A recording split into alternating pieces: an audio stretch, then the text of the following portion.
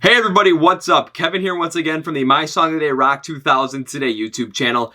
And today we're going to be reviewing the fourth studio album from a metalcore slash hardcore punk band out of Pittsburgh, Pennsylvania. And I felt like I had to do a review on this one due to the massive hype around it in the metalcore scene. So this is our review of Underneath by Code Orange.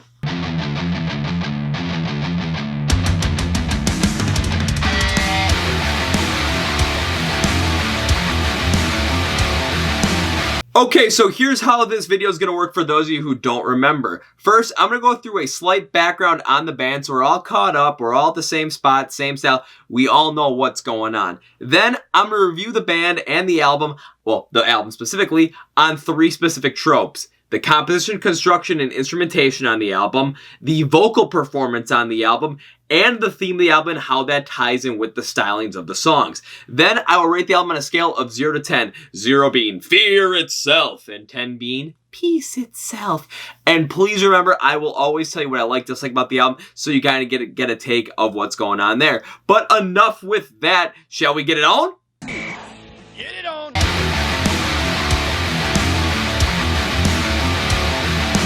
So let's go back to Code Orange's last album, Forever, which dropped on January 13th, 2017. And this album, when it was reviewed, it received universal acclaim, with Metacritic scoring it an 87 out of 100, Acclaim giving it a 9 out of 10, and Metal Injection giving it an 8 out of 10. We look at the 2017 year-end awards for a lot of different publications. Loudwire rated it as the number 3 best metal album of the year and the 25th best metalcore album of all time. Rolling Stone and Revolver even called this the best metal album of 2017, so there's a lot of acclaim there. They have had some other adventures as well, like their song Let Me In being the entrance for The Fiend Bray Wyatt in WWE, and they also had one of their songs featured at WWE NXT TakeOver Brooklyn. I think that was Brooklyn number 3. Again, not really sure, not that big into WWE, but again, that's still pretty huge.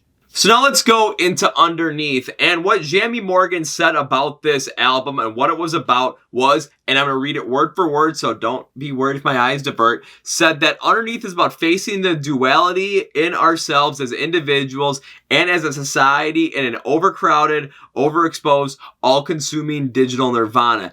Everyone has a voice and no one seems to be, matter. Plummet down the rabbit hole of your deepest fears, anxieties, and regrets to confront the monster that has been building underneath. Kind of like Batman.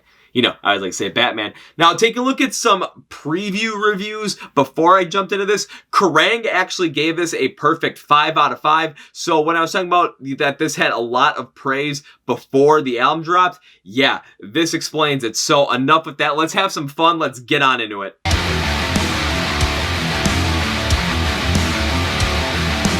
So let's take a look at the composition, construction, and instrumentation of Underneath the album. And when I take a look at it, one big trope I can call this is industrial metalcore. So what this album does and what Code Orange's sound really does is they take that industrial music with that harsh and provocative sounds with that metal, heavy metal, and hardcore punk mixture that is metalcore, and they blend it all together. And I think they do that really well. And what this does is it gives the songs just this raw tenacity, energy, kind of like, the freakiness that sometimes people hear from Marilyn Manson, and just that raw, hard, metalcore part that you hear from bands like Killswitch Engage and As I Lay Dying. And a couple examples of songs where this really does hit on is songs like Swallowing the Rabbit Hole, In Fear, You and You Alone, and Erasure Scan. And there's a couple of things about this. Why I do like that sound is because Code Orange really mastered it. It really does hit hard all the time. And a lot of people really do latch onto it. What I don't necessarily like about on this album is the consistency in which they really do use that. Again, I get it. They are really well versed with that kind of a style, and a lot of people like it.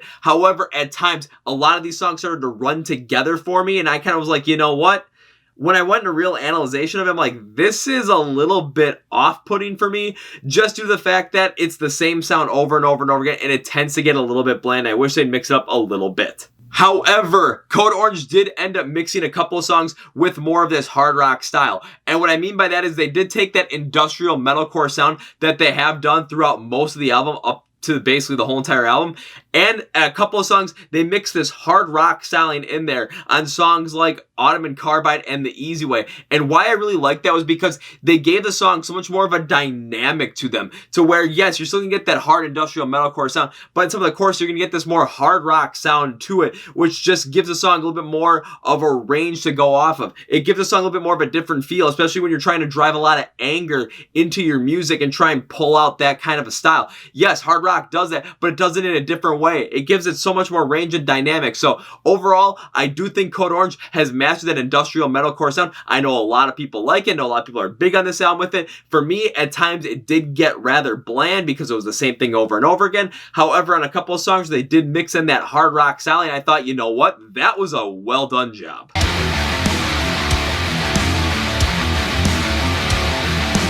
Now let's take a look at the vocal performance on Underneath. And primarily, the album went with these unclean male vocals.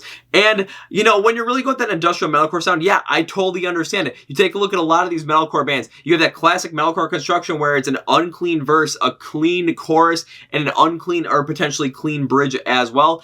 And unclean, you know, pre-choruses and post-choruses and outros. And Code Orange really does hit on that a lot, but it's almost always unclean. If you take a look at songs like Swan the Rabbit Hole, You and You Alone, and Cold Metal Place, you really do get that fact of that raw, tenacious energy that those unclean vocals really do bring in. I do like them to a point. However, at times I do think they're put in there to be rough for the sake of being rough and really bring a brutality to the music that doesn't necessarily add to it, because a lot of times that instrumentation really does bring that brutality, and the vocals can really mix up and really add another layer to the song. And a lot of times they really didn't add a layer. They kept the songs rather one-dimensional. Now, there were a couple of songs on this album where Code Orange did mix in a clean female vocalist with those unclean male vocals that were present throughout most of the album. And for the majority of times when they did do this, I absolutely loved it and thought that was the way to go.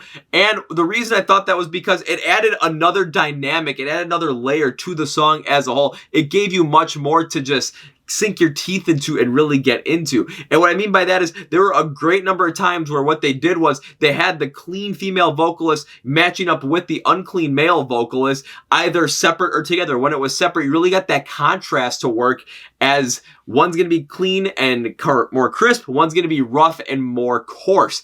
And that contrast really did work out well. One thing I love specifically about this album was when they had the clean female chorus, but they also had the unclean male vocals in that chorus, but they were layered underneath those clean female vocals, which really made those female vocals pop and also kept that rough tenacity in there without overpowering it. Take a look at songs like A Sliver, Underneath, and Who I Am, and I thought they really did a great job with that.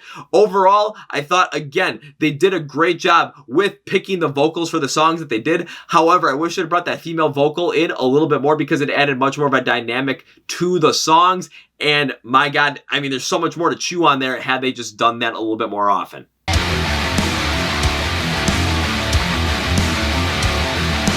So now take a look at the themes and the styles on this album. And when we take a look at the themes, we have to go back to what I said earlier about the theme was. Take a look at that duality within ourselves and this society that is just overexposed, where we have a voice but no one listens. So it's kind of like we're all there. We're all our own individual. However, everyone's put us in with the rest of the crowd. And I love the fact they went with this industrial metalcore sound because of how much anger it produces, how much of a raw, tenacious feel you really get off it. I thought it was a great move. However, the problem I had with it was it really only boxes in the songs and the themes of the style into this like straight up anger mode, which I really didn't care for as a song in the album went on. Basically because when you take a look at it, I thought, you know, there's so much more that could be unpacked here, but you kind of just came with this raw, tenacious sound. When they mixed in more with that hard rock sound as well, yes, you still get the anger that they're trying to go with, but you get it hit in a different way. You feel it in a different way, and really did think that was the way to go.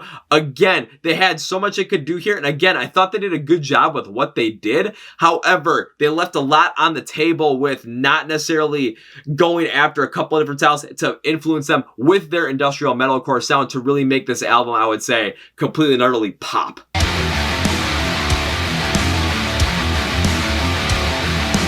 All right, time to rate Underneath by Code Orange, and my rating is...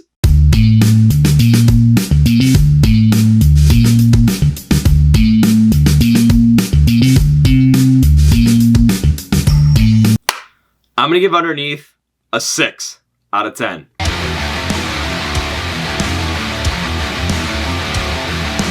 So I'm giving Underneath by Code Orange a 6 out of 10. What I like about this album is, one thing I really liked about it was when I first ran through the album, I had really no expectations for it, so I just put it on and ran through it straight through without really going through any analyzation of it, and I really did enjoy it because it allowed me to really get lost within their sound. Now, as you heard in the analyzation of it, you might not get that, but as I went further in the analyzation, yeah, I'll talk about that later when I get to the dislike section, but if you just put this album on, just listen to it straight through, you're gonna enjoy it. One other thing I really liked about this album was when they mixed in the male and the female vocals, because when they had the male vocals as provocatively unclean, yes, they brought out all this anger with them, but then they focused on this clean female vocal style as well. And when they really did that, what I thought the album really had to that was it added so much more of a dynamic, it added so much more density to it, especially when you had those clean female vocals in there and had the unclean male vocals match up at the exact same time, but layered underneath them to really bring out not only the power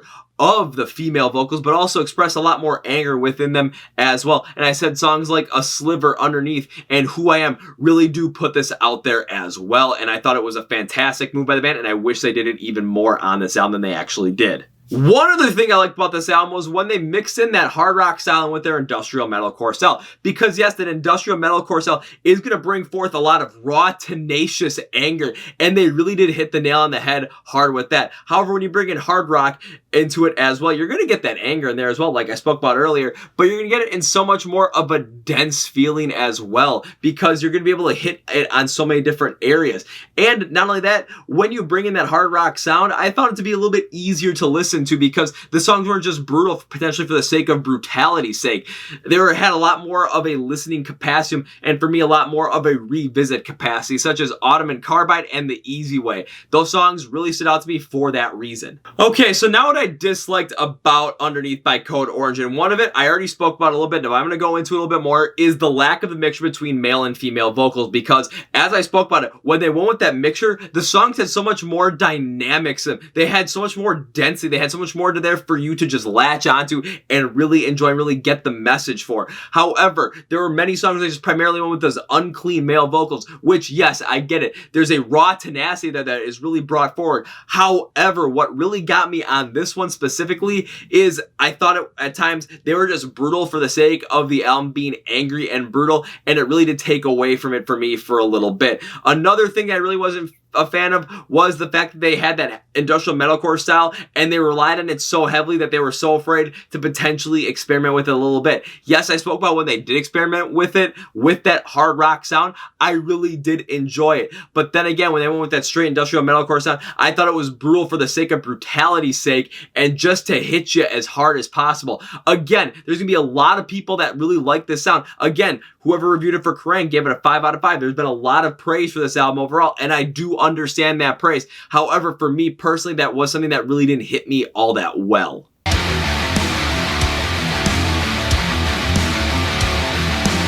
Alright, so time for my final thought on Underneath by Code Orange. And again, like I said earlier, this album had a lot of hype going into it, and I can easily understand why, especially after the success that Forever had. When I listen to this album, I can see why people really like it, with the unclean, brutal sound of the lyrics, the singing styles from the male vocalist, and from that heavy industrial metalcore sound that the band has perfected. I really did enjoy it up to a certain point.